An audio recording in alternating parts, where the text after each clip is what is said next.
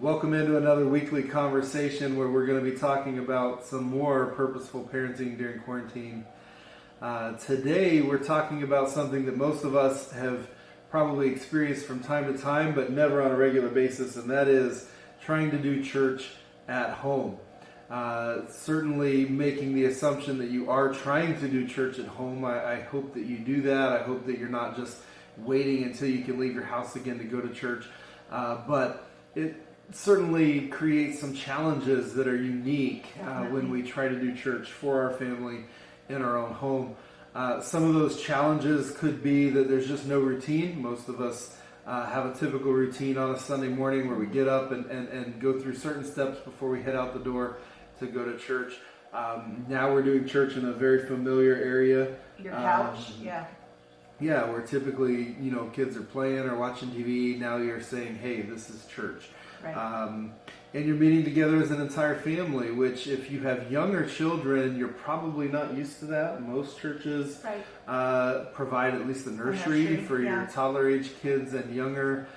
You might even go to a church that has children's church, so then you're not even used to some of your older kids being there with you. And now you're all in one space, probably in a smaller area than you're used to, meeting together, trying to have church. So we want to just talk about what are some things that we can do to overcome some of those challenges and help make church at home real church. We want this to be a genuinely worshipful experience for everybody involved. And that includes mom and dad. Just because you're leading your children in church, you still need to be able to worship and get church for yourself. So what are some of the things that we can do to try to help us feel like we're actually at church? Yeah, because this is still the Lord's Day, so we still want to set it aside and honor Him. It'll look a little different, but we still want to make sure we're giving Him the worship that He deserves on Sundays.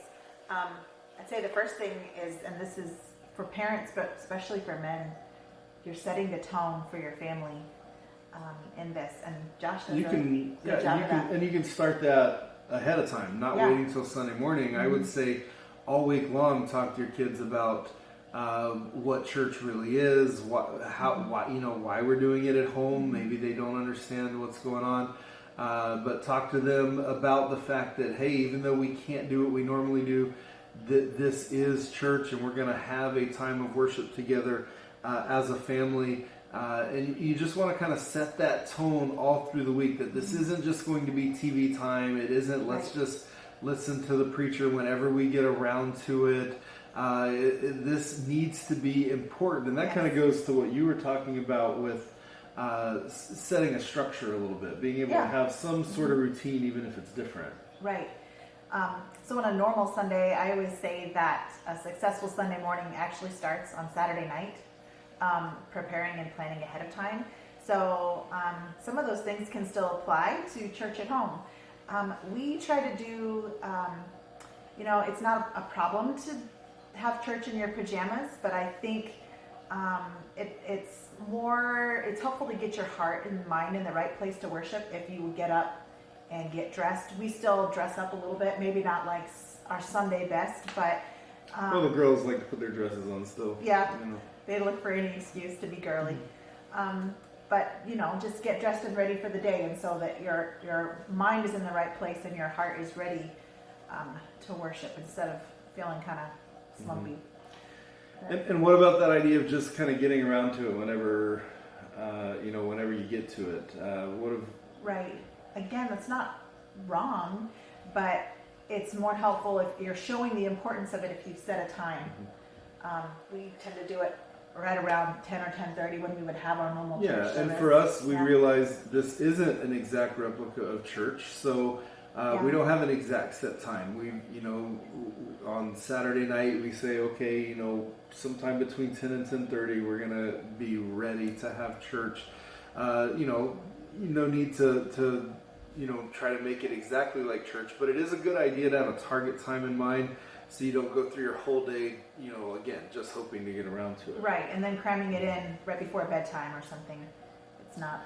It's something you've done for us that we always do on a normal church day is you've just gone ahead and planned a normal lunchtime and kind still of like to do a Sunday dinner. special meal for lunch, which is typically something we do. All of those things just help create a structure when we all know there really isn't a lot of structure right now. And so it helps create that feel of some structure. Set the tone.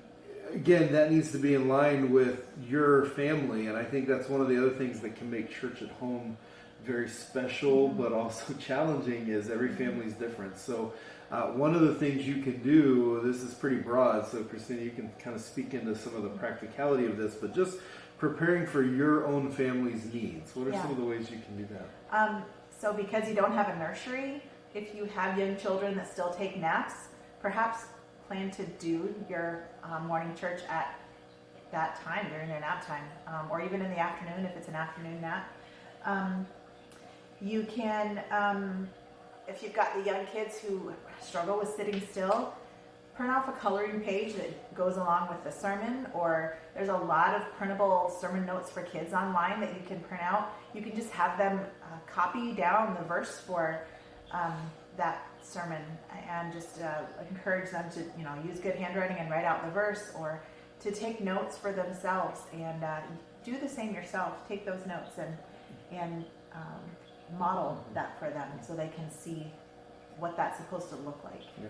One of the things that we would discourage you from doing, now again, you have to do what's best for your family, but if you can avoid just sending kids away to do something else while you watch a sermon, that isn't doing church as a family at home. And so if you can find ways to keep them involved, include them, and truly lead them in a family worship time, that would be great. And I think, as Christina said, modeling what you expect from them. And so take notes. This may seem silly to some, but I'm pre-recording our sermons and putting them online, and then we watch them together as a family. And I was taking notes on my own sermons, and my son says, Dad, are you taking notes on your own sermon? Well, yeah, because that's what we do at church, right? We take notes, we follow along with the speaker. And sing along. I know it might feel weird just to be singing in your own living room, but you're modeling this for your kids, for your spouse, and it gets your heart in the right mood of worship and the right attitude, focusing on the Lord. So sing it out. And pray. I know a lot of us are watching services where it's maybe a pre-recorded prayer, or it's somebody on the TV screen who's praying. We're not looking around, talking. We're praying with them just like we would in a church service, spending that time in prayer. Ultimately, we have to remember this is not able to be an exact replica of what we do at church, but it can be an important time and a special time of family worship. One thing I would encourage you to do as we kind of wrap this up is use this opportunity, capitalize on this unique circumstance in all our lives to educate and train your children about the importance of church. I've heard people kind of using this as church goes virtual all around the world right now, saying, hey, see, we can do church in our home. We don't need to go to church. I would encourage you the opposite.